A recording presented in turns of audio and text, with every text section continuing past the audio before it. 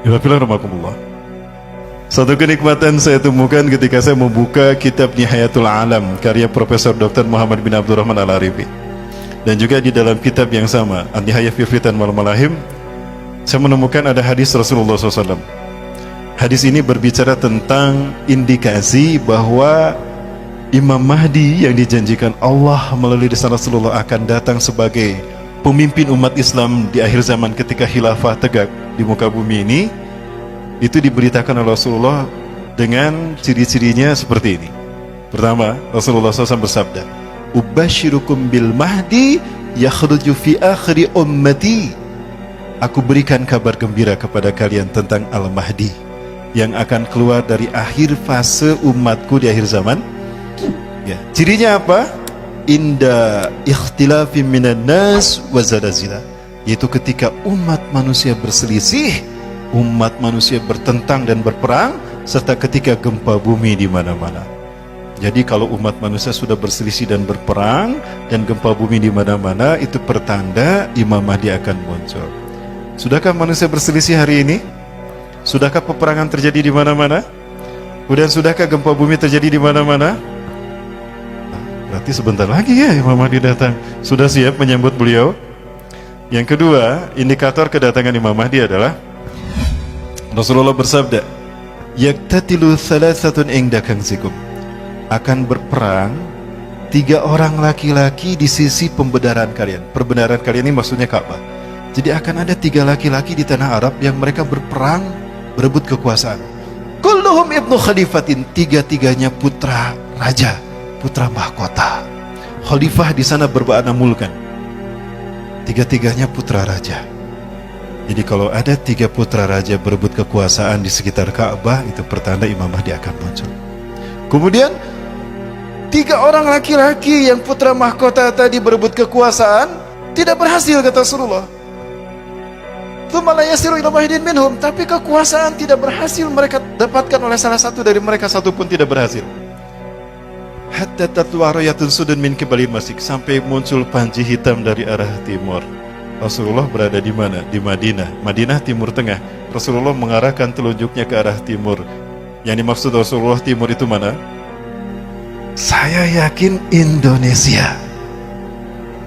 Dan negara Islam terbesar penduduknya Muslim di mana? Indonesia. Artinya, ciri kalau Imam Mahdi akan muncul apabila panji hitam berkibar di tanah merah putih. Sudahkah berkibar?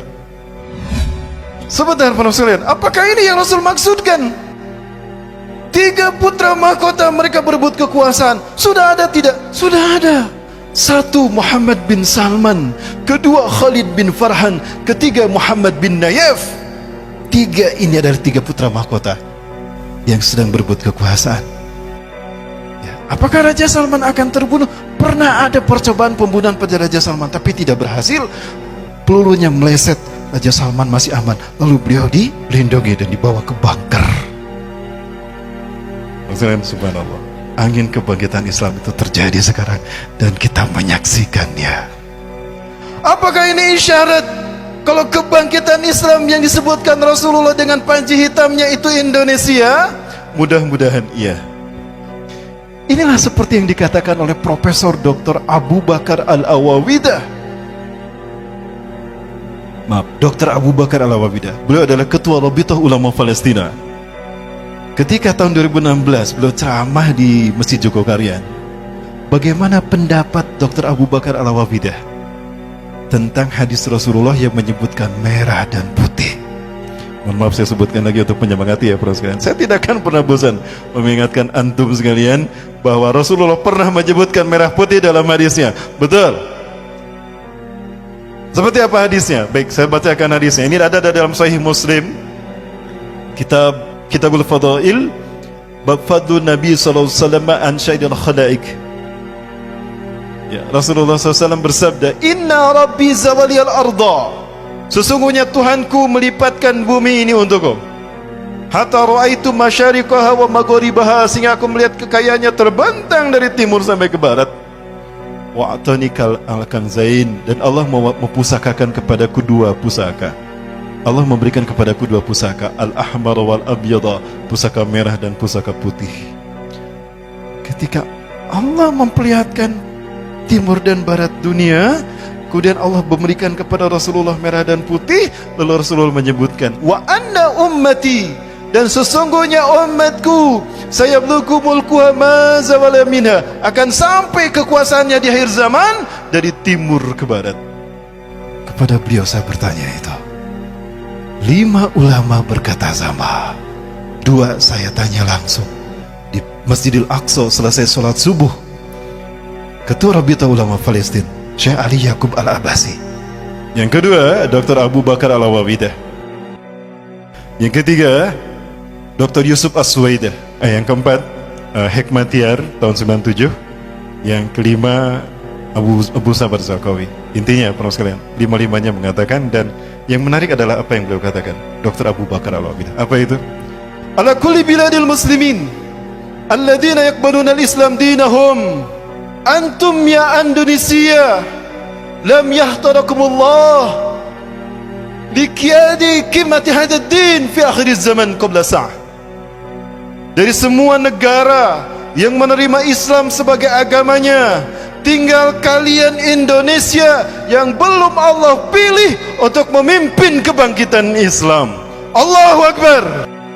Maka ifafillah, fahamilah hikmahnya bahwa dizoliminya umat Islam Indonesia hatta yaum itu merupakan fit and proper test, uji kelayakan dari Allah. Layakkah kita memimpin kebangkitan Islam? Maka pantaskah kita mundur? Pilihan kita cuma 2, gugur sebagai syuhada terbaik atau menang di ujung sana. Mau pilih yang mana? Dua-duanya sama. Baik, para sekalian, inna qabla tahdusul malhabatil kubra yanqasamullahu al-muslimin ila khayma ila salasatil aqsam. Sesungguhnya sebelum huru-hara akhir zaman terjadi, Allah akan membagi 3 umat Islam. Sulusuhumul ula alladzina yanfiruna minal ma'arakah wa minal jihad wa hum alladzina la yaqbalullahu taubatahum abadan wa hum khalidina finnari jahannam. Sepertiga pertama adalah mereka yang lari dari perjuangan membela hak, membela kalimah tauhid. Mereka adalah orang-orang yang Allah tidak menerima taubat mereka selamanya, dan mereka kekal di neraka jahanam. Ini kelompok yang pertama. Dan ini bukan pilihan kita. Betul. Nomor 2, siapa nomor 2 ini? Alladzina kutilu fitika ma'arakah wa hum afdalu syuhada'i fil alam yaumaidin. Sepertiga yang kedua, jangan lupa, sepertiga yang kedua adalah orang-orang yang gugur di perjuangan itu, dan mereka lah syuhada teragung saat itu. Surga menunggu mereka. Wassadusumul akhirah, dan yang terakhir, alladzina atahumun najah wan nusrah. Sepertiga terakhir adalah kelompok yang Allah berikan kemenangan dan pertolongan. Mereka inilah yang kata Rasulullah SAW, Nabi Isa mengusap wajah mereka sampai berkata, inna makanaka fil jannah, makanaka fil jannah, anta min ahlil jannah. Tempatmu di surga. Ya, sampai kamu ahli surga, kamu ahli surga. Itu kata Nabi Isa. Dan mudah-mudahan itu kita.